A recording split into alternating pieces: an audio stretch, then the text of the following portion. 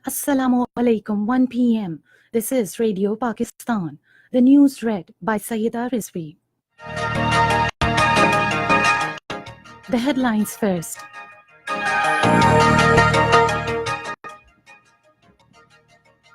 Foreign Minister will hold meeting with his U.S. counterpart in Washington tomorrow to discuss bilateral issues and regional security matters.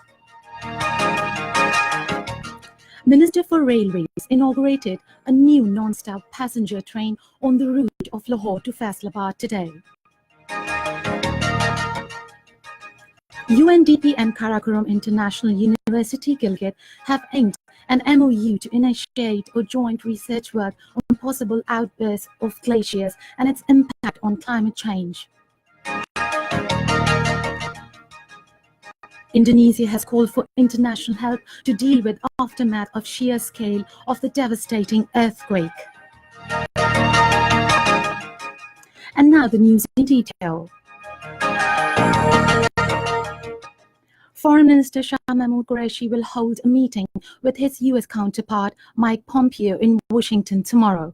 During the meeting, bilateral issues and regional security matters will come under discussion. Minister for Railways Sheikh Rashid Ahmed inaugurated a new non-stop passenger train on the route of Lahore to Faisalabad at Lahore railway station today.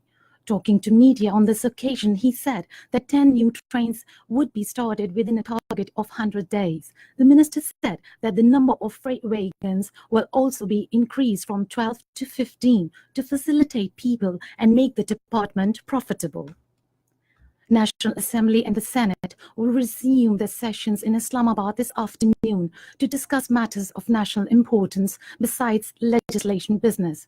The Senate will meet at 3 p.m. while the National Assembly session will start at 4:30 p.m. The United Nations Development Programme and Karakoram International University, Gilgit, have inked a memorandum of understanding to initiate a joint research work on possible outbursts of glaciers and its impact on climate change.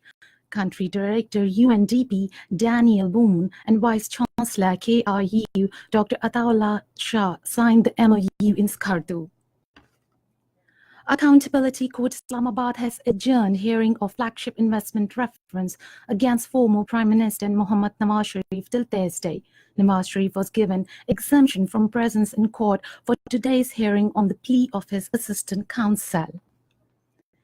World Habitat Day is being observed today to highlight the state of our towns and cities and basic right of all to adequate shelter. This year's theme is Municipal Solid Waste Management with a slogan Waste-Wise Cities. The focus of this year is taking action to improve the municipal solid waste management in towns and cities. Chairman Senate Mohammad Sadiq Sanjrani and Deputy Chairman Salim Manviwala have condemned the firing incident on helicopter of Azad Kashmir Prime Minister Raja Farooq Haider by Indian troops near line of control yesterday. In the separate statements today, they termed the incident as a cowardly act of Indian forces. In occupied Kashmir, Indian troops and the continued act of state terrorism martyred 42 Kashmiris, including a woman last month. According to the data compiled by the research section of Kashmir Media Service, of those martyred, one youth was killed in a fake encounter. The killings rendered women widowed and children orphaned.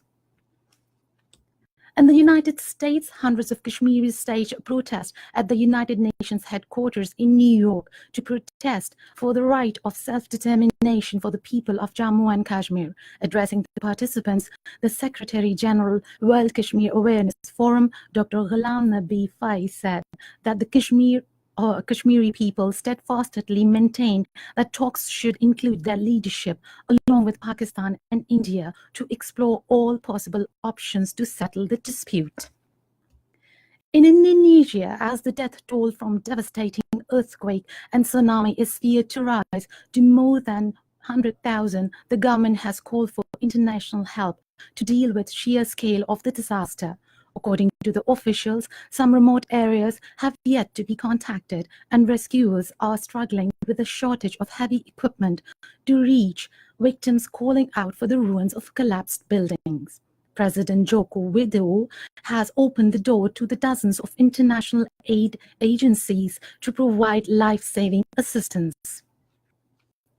The United States and Canada have reached a new trade deal along with Mexico. The new agreement, United States-Mexico-Canada Agreement, will allow more U.S. access to Canada's dairy market and a cap on its car export to the U.S. Macedonians have overwhelmingly voted in favor of changing name of the country to North Macedonia. The voting was aimed to end a decade-long spat with Greece and to unlock a path to NATO and EU membership. And that is the end of the news. For more news and analysis, log on to our website www.radio.gov.pk and also watch live video streaming of our bulletins on the link facebook.com/Radio Pakistan News Official.